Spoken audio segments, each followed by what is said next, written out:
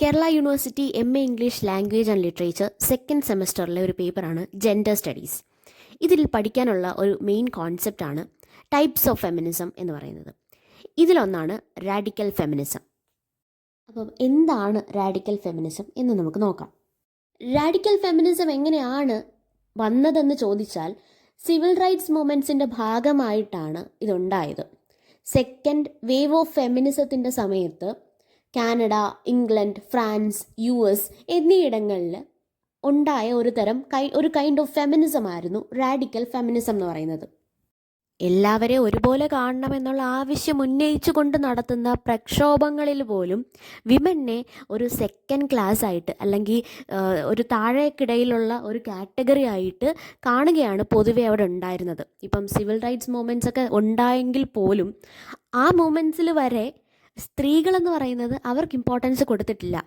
മെന്നിനായിരുന്നു അവിടെ എപ്പോഴും ഇമ്പോർട്ടൻസ് കിട്ടിയിരുന്നത്. അപ്പം സെക്കൻഡ് കാറ്റഗറി ആയിട്ടായിരുന്നു, അങ്ങനെ ഒരു ലെവൽ താഴെയായിരുന്നു വിമനെ എപ്പോഴും കൺസിഡർ ചെയ്തുകൊണ്ടിരുന്നത്.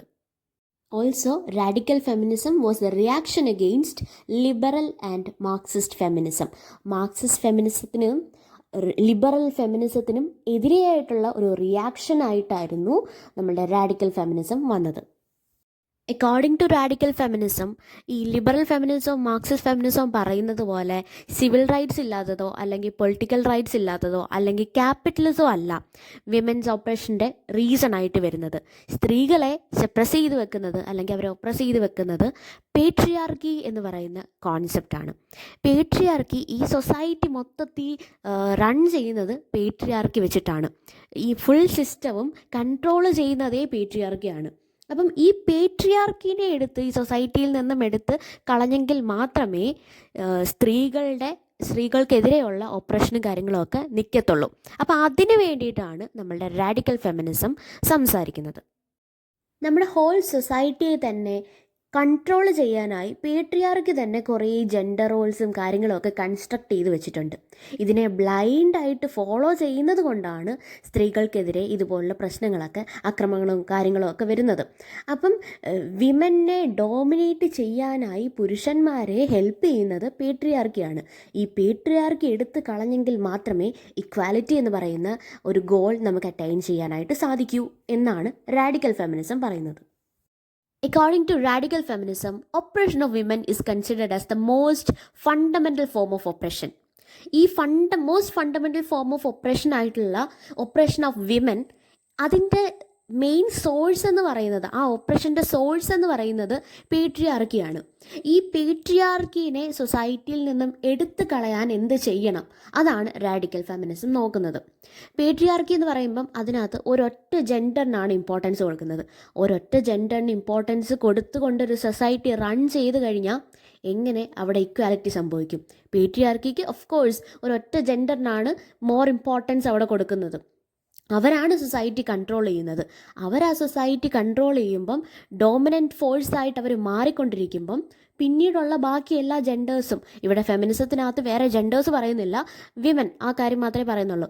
അപ്പം ഒരു മെയിലിന് അല്ലെങ്കിൽ ആ മെയിൽ സൊസൈറ്റിക്ക് മാത്രം ഇമ്പോർട്ടൻസ് കൊടുക്കുമ്പം ഫീമെയിൽസ് മാത്രമുള്ള ആ ഒരു കാറ്റഗറി, ഫീമെയിൽ എന്ന് പറയുന്ന ഒരു കാറ്റഗറി, ആ കാറ്റഗറിക്ക് യാതൊരുവിധ ഇമ്പോർട്ടൻസും കിട്ടുന്നില്ല, അവർ സഫർ ചെയ്യുകയും ചെയ്യും. അപ്പം പേട്രിയാർക്കി എന്ന് പറയുന്ന ആ ഒരു കാര്യം എങ്ങനെ സൊസൈറ്റിയെ കൺട്രോൾ ചെയ്യുന്നു, അങ്ങനെ കൺട്രോൾ ചെയ്യുമ്പോഴാണ് ഇവിടെ ഇൻഇക്വാലിറ്റി ഉണ്ടാവുന്നത്.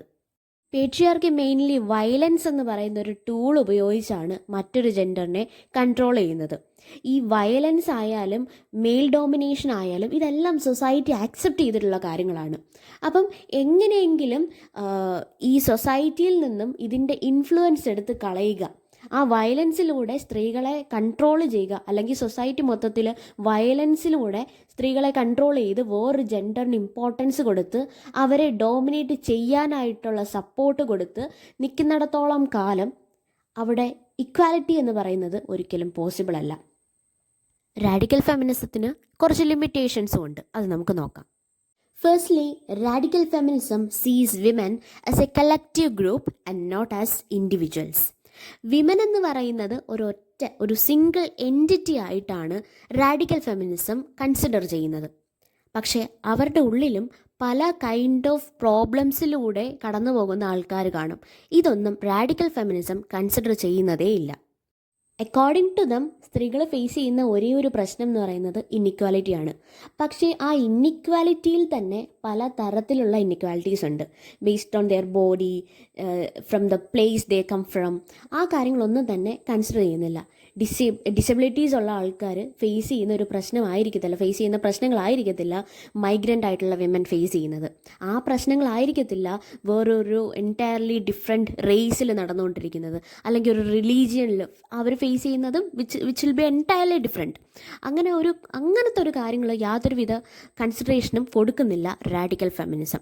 റാഡിക്കൽ ഫെമിനിസം ഒരു ജനറൽ ആയിട്ട് പറഞ്ഞു പോകുന്നേ ഉള്ളൂ. എല്ലാ സ്ത്രീകൾക്കും ഒരേ ഇന്നിക്വാലിറ്റിയാണ് അവർ ഫേസ് ചെയ്യുന്നത്, അവർ ഒരേപോലെ അൺഈക്വൽ സ്റ്റാറ്റസ് കൈകാര്യം ചെയ്യുന്ന ആൾക്കാരാണ് എന്നാണ് പറയുന്നത്. പക്ഷെ അങ്ങനല്ല.